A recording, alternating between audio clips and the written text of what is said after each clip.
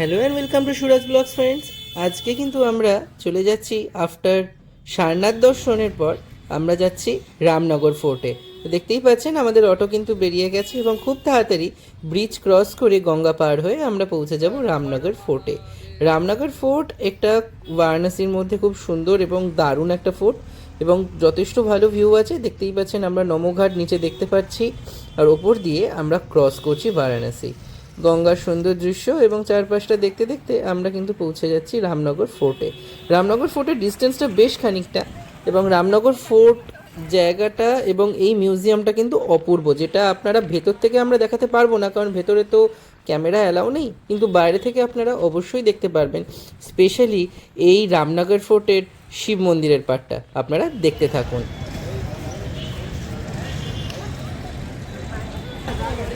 আমরা রামনগর ফোর্টে চলে এসেছি, এই ঢুকছি, এন্টার করছি।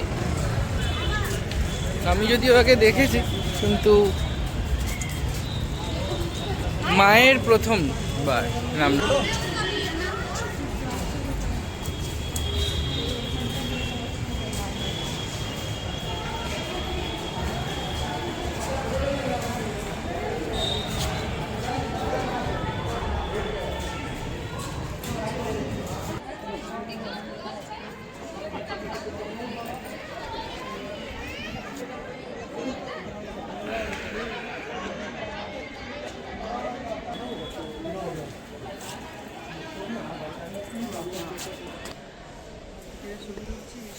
না, ভেতরের জিনিসের ছবি তোলা ভালো।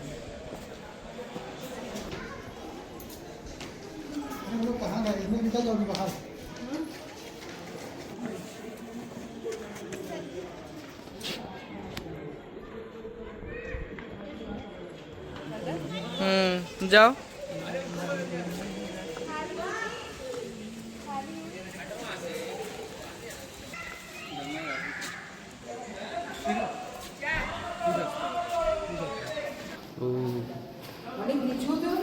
না, আমরা এখন যাচ্ছি রামনগর ফোর্টের গঙ্গা ঘাটে। এটা একটা সুড়ঙ্গের মতন একটা পথ, দেখতে দারুণ, মানে এখানে একটা আলাদা একটা মানে অনুভূতি হবে এখানে আসলে, দারুণ একটা।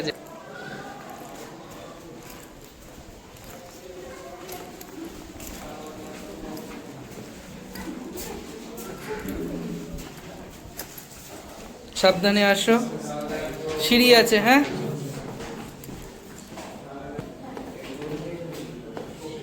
মা অনেক কষ্টে নামছে। আমরা রামনগর ফোর্টের বাইরে বেরিয়ে আসলাম গঙ্গার ঘাটের দিকে। এদিকটা আসো।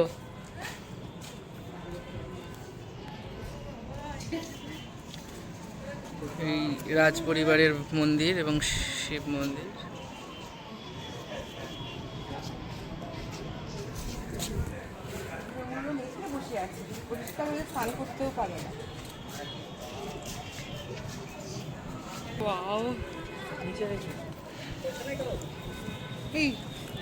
হ্যাঁ হ্যাঁ, হবে হবে হবে।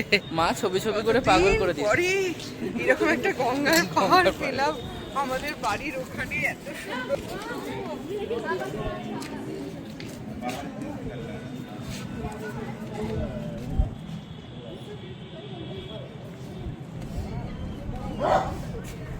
ঠিক আছে, ওদিকটা চল, ওদিকটা চল। দেখো এই সুদীপের ছবি তো।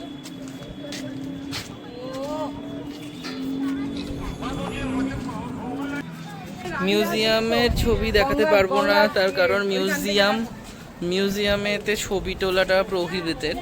বাট এখানে খুব সুন্দরভাবে ছবি তোলা যাবে কারণ এটা বাইরের এরিয়া, বাইরের যত এরিয়াতে ছবি তুলতে পারবে। মহাদেব আছে এখানে,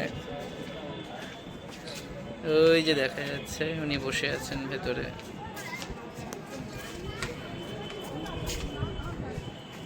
হর হর মা। আমরা কি এইখানে কি চলবো? না না,